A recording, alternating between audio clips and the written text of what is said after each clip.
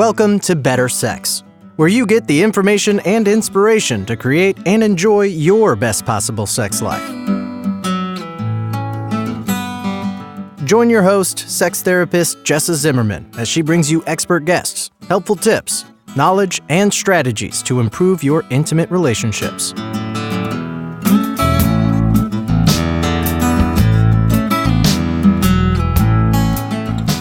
And now, your host, Jessa Zimmerman.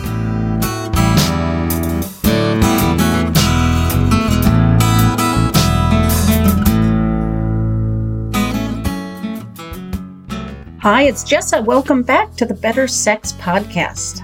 I'm glad you're here today, and I'm excited again because I have a fascinating guest that I'm talking to today, and our conversation laid things out in a way that I just thought was so clear and so useful. So I'm going to be excited to share that with you. I also want to make available to you a special freebie download that I have, which is my top 10 sex tips. And this is not, like if you looked at Cosmo magazine, a bunch of toys or positions or anything like that. It really is attitudes and mindsets that set you up for your best possible sex life. And I've got that as a free download that you can get if you go to sexwithoutstress.com/tips. So if you're interested in that, check that out, download that, and I'd love to hear what you think. So one of the tips is about accessing desire.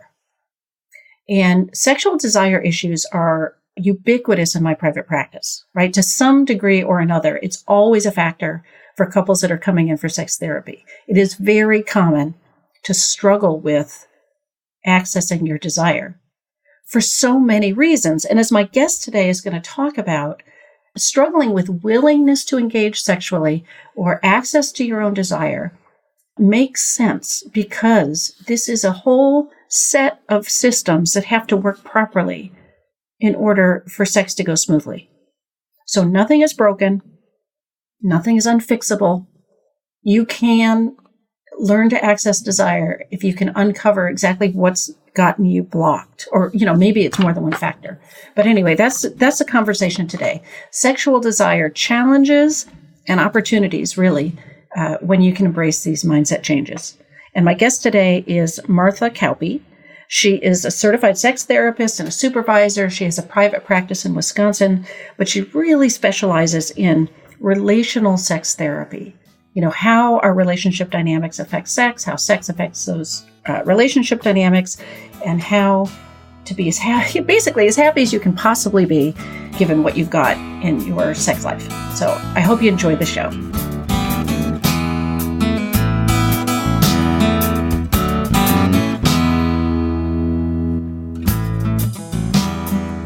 Martha, thank you so much for taking the time to talk to me today. Oh, my pleasure. So sexual desire, it's such a huge topic, right? And it's so common for people to have questions and struggles and concerns about it. At least, in my sex therapy practice, it's part of every conversation I have, I think. Yeah, it is. It's part of every conversation. Yeah. So, I'm trying to think where even to start. And I thought maybe you could start by just expounding on your idea that desire is multifactorial, right? That this is a complicated system we're dealing with. It's a complicated cluster of systems. Yeah. Okay. I think there's sort of an idea that desire is a switch that you turn on or you turn off or, whatever.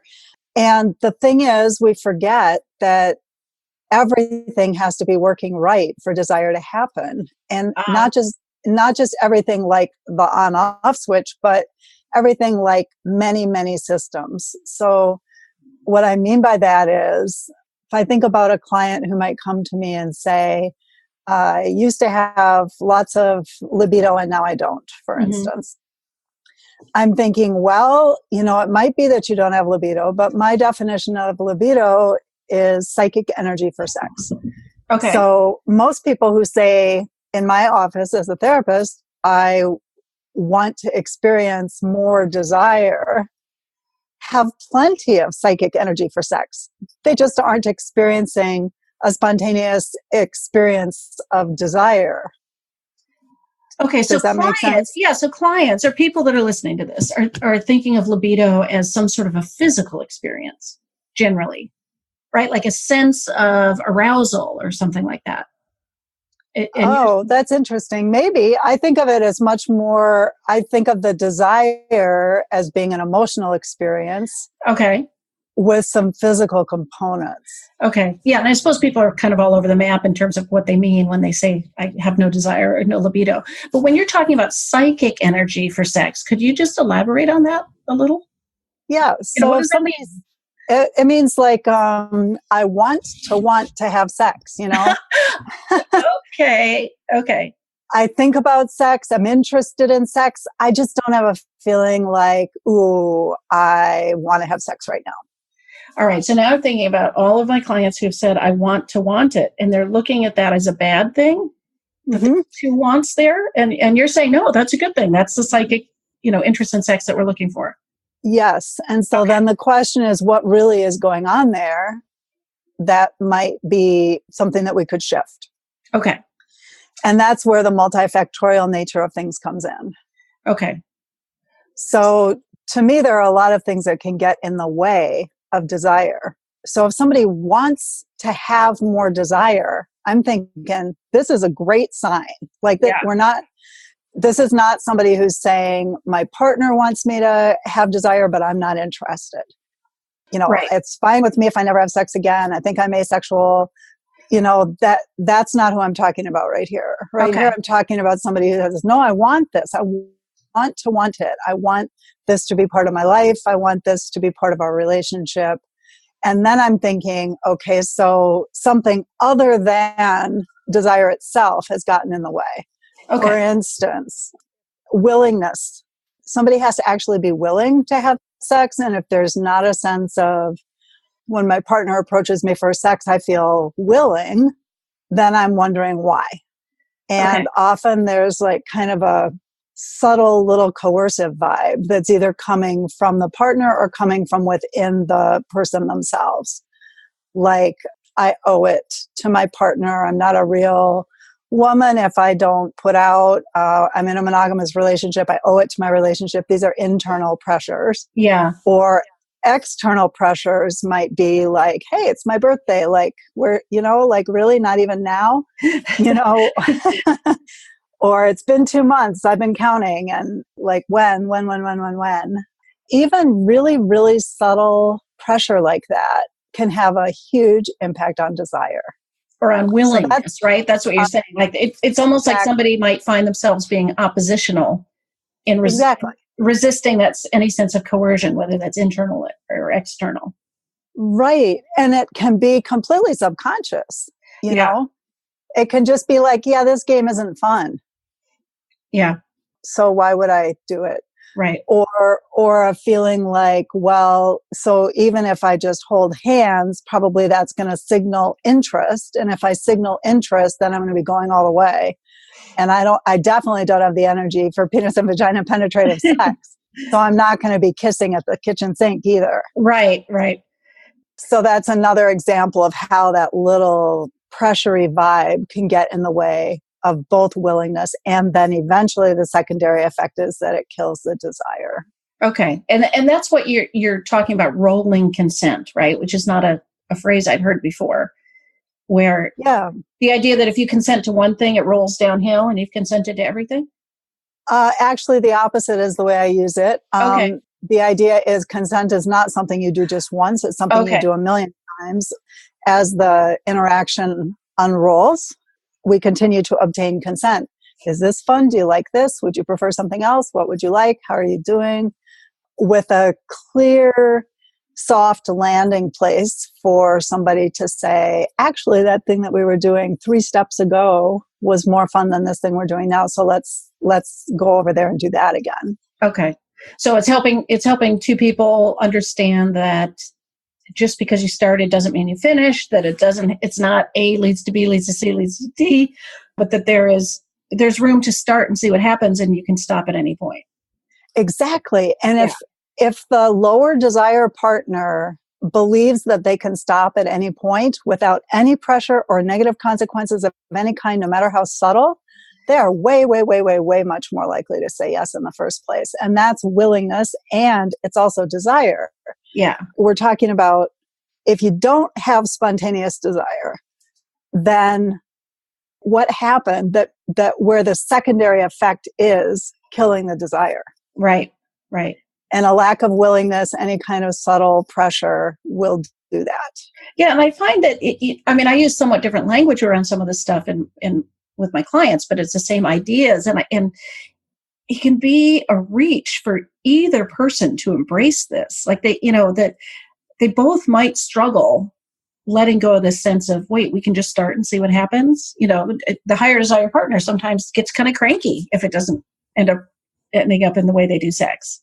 Right? Like Absolutely. This can be a big mental adjustment for both people.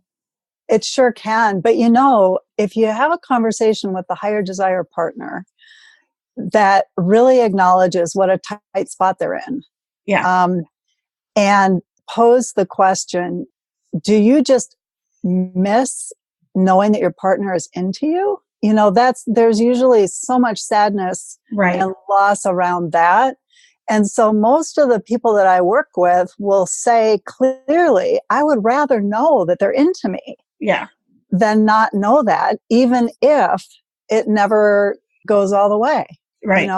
Right. So if we start with that conversation and then move over to the conversation about how you really can't say yes until you can say no, and have done so many times without any negative consequences. Yeah.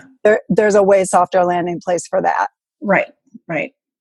Okay. So what are some of the other things that can get in the way then of people accessing their desire? Well, sex pain is the hugest one. Yeah. And it drives me crazy when I work with a client who has sex pain and has seen several therapists, including a sex therapist, and nobody's even asked them about sex pain. This just happens to be one of my soapboxes that drives me crazy. Yeah. Because I used to be a healthcare provider. I used to be a midwife. And so just pretending that physiology and sex don't have anything to do with each other is just purely delusional. Right.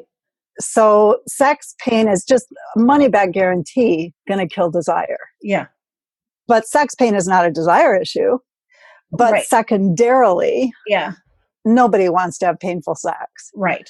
Right. And it's just astonishing how many people do have painful sex and don't say so because they're worried that it's going to be hard for their partner to hear. Nobody wants their partner to be experiencing painful sex. But then there's all that sort of fraught meaning making around it. What does it mean about me that I have painful sex? What does it mean about my partner that I have painful sex? None of my friends ever talk about this. This has got to be really abnormal. I think I should probably hide this. This probably means something horrible about me. Something's probably broken, or I'm broken. Yeah. It's so fraught and emotionally devastating that it very often isn't even brought up. Yeah. And I've also had clients who didn't bring it up because they didn't know that was abnormal. There are people that believe sex just hurts. Like they haven't even questioned it. So they've proceeded to have sex and they haven't brought it up because they think nothing's wrong. Exactly. They don't even understand, like, wait, there's some reason this is hurting and it shouldn't hurt. Exactly. And most of the time it's possible to work with sex pain and make it so that it doesn't hurt anymore. Right. So I feel like that's one of those messages that we should have all gotten with an owner's manual. It should be like on the side of a bus. It should be on a billboard. Sex should not be painful. If you have sex pain, talk to a professional. You can fix that. Yeah. Except unfortunately, what they might usually have to talk to, what are the stats? Like 6 or 7 professionals before they're going to get, it's not easy to find a professional to talk to get a helpful diagnosis or evaluation of what's happening either. Unfortunately. No, it is not easy. And that's one of the reasons I'm super happy to be talking about it right now, because the more people who see the billboard, Right. The more people who know, sex pain, not just normal, something that can be helped. Yeah. Maybe they'll go to their doctor and say, I have sex pain, Yeah. And then unfortunately, some doctors don't know what to do about that either. So I'll just go a little further here and say what I would say to a client. Particularly penetrative sex pain is very often a pelvic floor issue. And the pelvic floor is, this, but I'll just tell your listeners, is hammock-like structure of 13 different muscles arranged in 3 layers. It's like a big hammock that holds all your pelvic organs up in place. People of all genders have one. And the pelvic floor is responsible for holding in your pee, holding in your poop. You have to relax your pelvic floor intentionally in order to have any kind of penetrative sex, and also to let urine and stool pass. And also the contractions of the pelvic floor are part of what the experience of orgasm is. And so if you have overly tight or rigid a pelvic floor, then you're going to have difficulty with any kind of penetration. And also, if you have too loose of a pelvic floor, you're going to lose pee or you're going to lose poop. And you're also going to have weaker orgasms that maybe you can't even quite perceive, where you used to have stronger ones and now you have weaker ones. So the reason I'm going into this is because it should be on the billboard. Yes. So right. We need a whole series of billboards down this relationship highway, Exactly. Oh, that's great. I like that. The relationship highway billboards. So what you need for that is a pelvic floor physical therapist, which is a special kind of genius who can fix this stuff. Right. Yeah. Yeah, it's absolutely the number one referral out of my practice, right? Like the most common referral. Yep. And I know that there's, I don't remember the organization off the top of my head. Is it the APTA, the Physical Therapy Association, that you can find a pelvic floor specialist on their website? Oh, that's interesting. I haven't actually tried that because in the area that I work, there's a pelvic floor physical therapist in every HMO practice at this point. And I think that's more and more true. I think if you're in a really small, remote town, you might have to go to a bigger town, but most people's health plans now have a pelvic floor physical therapist. Yeah, we certainly have lots of them in Seattle. But hopefully it's spreading because it's such a common need. Yeah, it seems like about 10 years ago, it started becoming a thing that people were talking about, but that's still a little recent for the general public to have really gotten wind of it. Right. Okay, so there's another PSA for us, right? Exactly.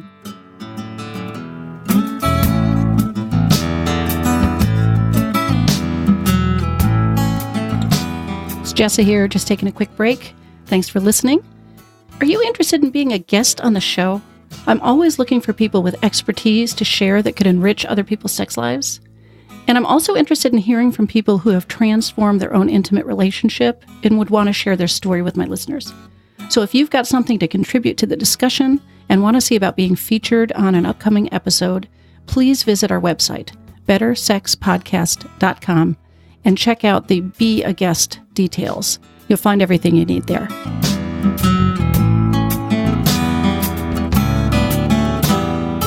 Okay, so what else might get in the way of people accessing their desire? Lack of pleasure. So, we don't get a lot of education about sexual pleasure. We get some of us, if you're really lucky, get some kind of sex ed that has to do with reproductive health. Right. But most people don't get a lot of education about what kinds of touch and what kinds of places result in what kind of pleasure. How might you want to explore your experience of pleasure? How would you like to get in touch with your sense of your own eroticism? Those kinds of things aren't really part of most of our education. And therefore, lots of people find themselves having sex and being like, what, really? Yeah. Yeah, I thought this was supposed to be a lot more fun than this. And if that's the case, it's really, that's a situation where over time, desire tends to get softer and softer and eventually just sort of drift away because, nobody does it if it's not fun. Yeah. And it's nobody's fault. It's not like it means you have a bad lover or you are a bad lover or any of those things. It probably just means that you need a little information that you didn't have before. Right. So some accurate information about anatomy and physiology. First of all, if you used to have strong orgasms and now you have weak ones, now you've learned about the pelvic floor. So There you go. There's a piece of education that might help. But there's lots and lots of other stuff about physical structures that are related to sexual pleasure that are important to know. And it seems really different to me. I mean, in some ways, if you had sexual pleasure and that's changed versus somebody who's really never had a pleasurable experience. Like, there's first of all, they may not even realize it exists. Like the person that's lost it, it's like, wait, at least I know what it felt like, Right. and there's a different, I suppose there's a different kind of grieving if your functioning has changed or something, or if you can't quite get that back, right? Versus somebody who's like, wow, I don't even know what pleasure feels like, or I haven't discovered this yet about myself. Exactly. That's right. And there are many reasons why that could be the case. But the most common reason is that you just don't know what feels good yet. And you need a little self-exploration or really creative, curious partner to explore with you and just sort of figure out how do things feel. And I really do think access to accurate anatomy information is important. And Right. I like OMG yes for that. Okay. I really like the A Woman's Touch Sexuality Resource Center website. Okay. It's a business that's here in Madison. I used to work for them for a little while. And this is a sexuality resource center and sex toy store that's owned by two women, a social worker and a physician. And all of the information on their website, including a huge stack of free brochures, all the information is free. Mm-hmm. They sell products, but there's just a ton of accurate information there. So Okay. that's another way. It's not as interactive and fun, but on the other hand, it's free. So right. Because OMGS has a small fee, right? A membership fee. Yep. Okay. Yeah. And what about for people who identify as men? I mean, some of our talk seems to be gearing towards women who are struggling with pleasure or desire, but of course, men can as well. Absolutely. I think that all of these same things apply, regardless of gender. Mm-hmm. If there's a little subtle coercive willingness problem, that's going to result in not a lot of desire, no matter what your gender. Anybody can experience sex pain, and it's going to wreck everything and eventually affect desire. Anybody can have sex and not be that into it. Right. Right. Yeah. Do you have other favorite resources for men equivalent to A Woman's Touch or OMGS?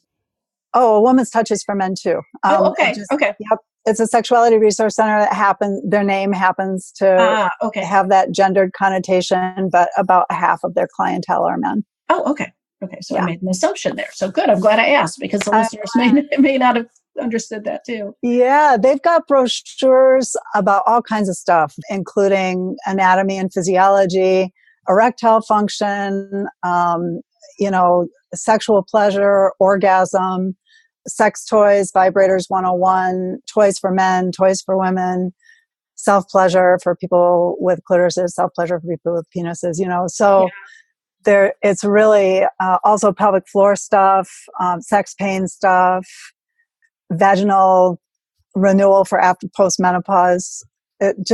What a phenomenal resource. It's really a great place.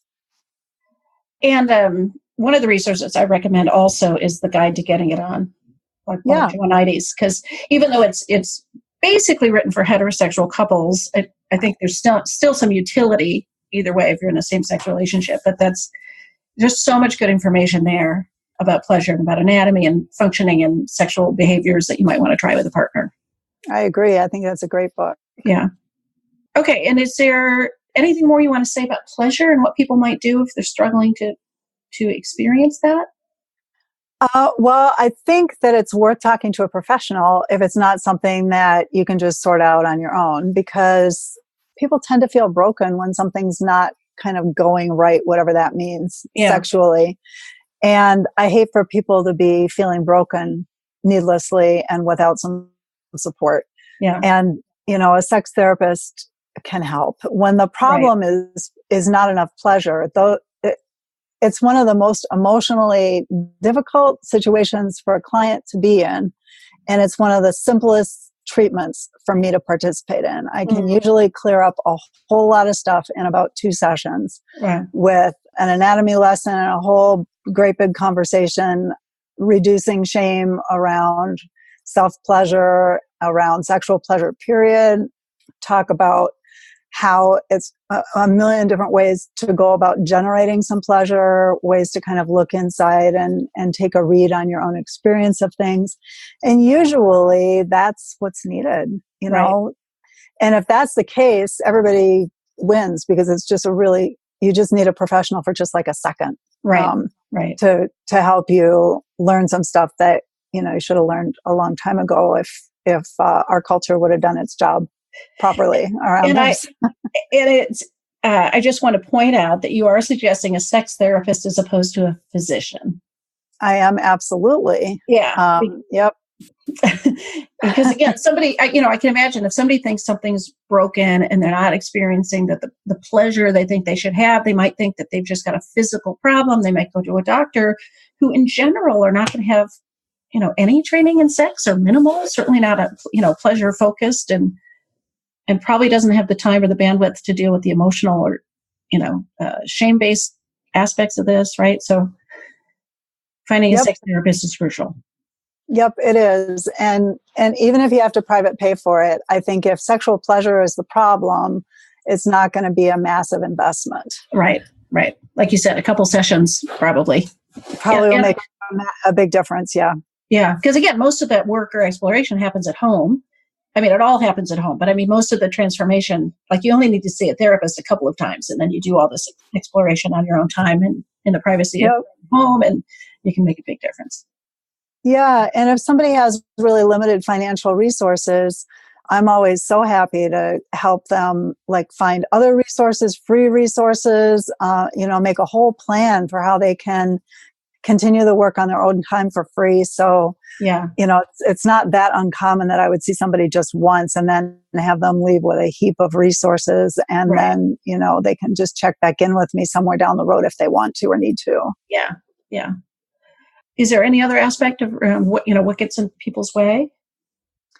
Mood issues can get in people's way. So if there are mental health issues around anxiety and depression, those are things that can really affect sex, sexual function, sexual pleasure, and therefore desire. Yeah.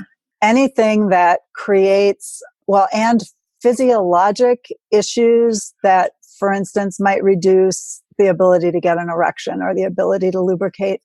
Those are things that cause a whole bunch of relational strife and tension. And when there's a whole bunch of relational strife and tension around a fair number of sexual interactions, eventually desire begins to taper off. Right. If it's all just so fraught, and so that's another situation where a little help goes a really, really long way, because having some flexibility around what a sexual interaction looks like, moving away from a performative model of sex where we know that we had sex because we did this activity or that activity and one or both people had an orgasm. That's how we know we did it. That's a performative model that is fairly linear, and it's very dependent upon particular multiple body systems working. And that's just not always going to be the case.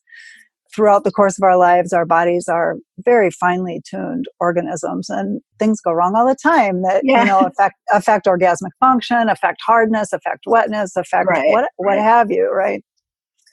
And so if that becomes a great big drama every time it happens, whether it looks like a drama from the outside or just is a quiet little drama internally, either way, that will eventually erode desire as well. Right. Well, and then I'm also managing, when you talk about anxiety and depression, we also have to mention that the medications for those things, may be having an impact as well. Absolutely. Medications for a whole heck of a lot of things, in fact, have sexual side effects. And sometimes it's possible to shift to a different medication to get the same bang, but less sexual side effect. But that's not always possible. And when it's not possible, there are other ways to work with that. But it is worth mentioning that medications are often not helping sexual function or desire. Yeah. So when you mentioned the performative view of sex or the linear model, the opposite of that you call the improvisational model. Could you speak to that a little bit? Sure. Sometimes I call it the circular model. Sometimes I call it improvisational sexual style. Okay. All means the same thing, which is basically instead of thinking of it as there's a linear progression that, so the way that this would go, maybe, I don't know how you learned about what sex is, but first there's like a look or a touch, and then maybe an arm around your waist, and then maybe a kiss, and then a deeper kiss, and then maybe hands on erogenous zones, and maybe clothes are coming off. And then maybe we get somewhere horizontal and more clothes come off. And then maybe there's some hand to genital stimulation. Maybe if the stars are aligned just right, there's oral. And then there's penis and vagina penetration, and then there's orgasm, and then there's sleep. And this is like, if it all goes like that, and we're talking about a heterosexual couple here, every couple who hasn't kind of remodeled this linear way of thinking about sex has some kind of linear thing, regardless of what that end goal is. If there is an end goal, if there is a single act that means sex, then it's too limiting for healthy sex over a lifetime. Yeah. So because it's not always going to work like that, right? Like you just can't count on that same one lane road from A to B. For like a million reasons. Yeah. And some of which we've already discussed, right. Like what if somebody's not so much in the mood for this thing and preferred that other thing? Right. That's going to feel like going backwards to the partner. And that can be scary, and it can bring up a whole bunch of body image or self-image issues, or any kind of anxiety is going to get kicked up by that kind of a pivot. Yet that's exactly what I mean by an improvisational sexual style. One where instead of like going up a staircase where we don't have to communicate, instead we communicate all the time. I like this, I like that, I want this, I want that, let's try this, let's try that. Is this fun for you? This is fun for me. I'd prefer this, I'd prefer that, without any kind of an expectation of exactly what activities are going to be included in that. So that in that manner, for instance, if something hurts or feels uncomfortable, we can just say, let's do something else. Yeah, the other thing that seems like built into the linear model is sort of this hierarchy. Certain things have more value than other things, like it builds up, and this is the thing at the top of the stairs is the most important. Yeah. You're right. Where the circular one, it's like, no, it's all equivalent. They're all fun. It's not that something is worth more points than another thing. Right. Well, our language is weighted like that. I mean, if you asked a whole bunch of different people, 100 different people to define sex, I wonder how many of them would say penis and vagina penetration, Right. I'm guessing a lot. Yeah. A whole lot. Yeah. I mean, we lost a president over that, right? Wasn't that like, a blowjob isn't sex? Right. Well, what if it's all sex? Right. What if the definition of sex is connection plus pleasure? Yeah. And, so then making out on the couch, that's sex, right. And in some cases, that's probably better sex. If that's fun and it's hot and you're into it, that's fabulous sex. Right. We are so on the same page. So, any last thoughts that you want to get in about this? I mean, I think this is a really helpful conversation for people. Well, I hope it is. I think the cultural script of the linear way that sex progresses has this hidden upside, which is then we don't have to talk about it, and we just know everything's okay. Yeah. And we don't have to have that awkward conversation like, ouch, that hurts, or I really preferred it this way or that way. Which, of course, isn't really an upside, right? It's just a perceived upside. Well, it's a real upside if you don't have the skills to have that hard conversation. Yeah. But it's a huge, huge downside if things don't go as planned. Yeah. Because then you've got nothing, and then you just had a bad sexual interaction. Everybody feels bad, and there's a huge negative thing going on over something that's perfectly normal. And so in that way, if you think of it in that way, I really believe that linear way of thinking about sex actually creates sexual dysfunction. So something that otherwise is, that we know as sex therapists is just perfectly normal, erections come and go, big deal, it's not a big deal, can be an emergency and make people think that they're broken. Yeah. And I think if we could kick out that linear model, then we wouldn't be broken. We'd just all be different. Yeah. And it would be such a peaceful, diverse kind of way of experiencing pleasure and connection, rather than what went wrong, who's broken, we weren't able to do the thing, whatever it is. Right. Wonderful. Where can people learn a little bit more about you? Are there any resources or things you want to mention here that people might want to seek out?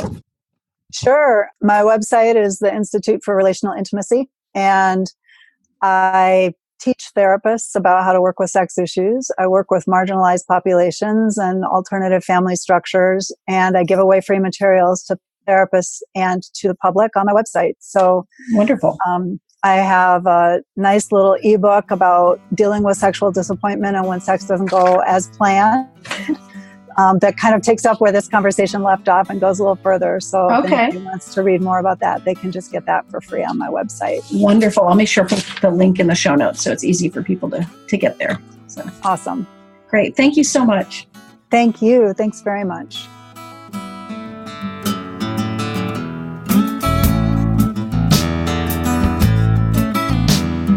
You've been listening to Better Sex. Please visit our website, bettersexpodcast.com, for show notes and additional episodes.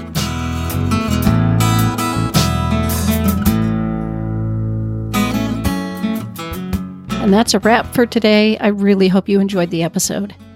If you are enjoying the podcast, if some of this material resonates with you and you would like to make a difference and make sure that this keeps coming out in the world once a week, ongoing, there are a couple things you could do to show your appreciation. The first would be to go to iTunes and rate and review the show. That really helps us be found by new listeners when you review the show on iTunes. You can find a link at bettersexpodcast.com/iTunes. The other thing I want to invite you to consider is becoming a Patreon. For a small monthly pledge, you get some benefits. So for $2 a month, you get advance access to every single episode. For $5 a month, you get a chapter of my upcoming new book. And for $10 a month, I host quarterly get-to-know-you and question-and-answer chats over the web, and you get invited to that. I would love to have your membership in that, become part of the Better Sex family. You can find a link at bettersexpodcast.com/Patreon, which is Patreon. Again, thanks for listening. I'm glad you're here. Feel free to comment, ask questions, get in touch. I'd love to hear from listeners. Thanks.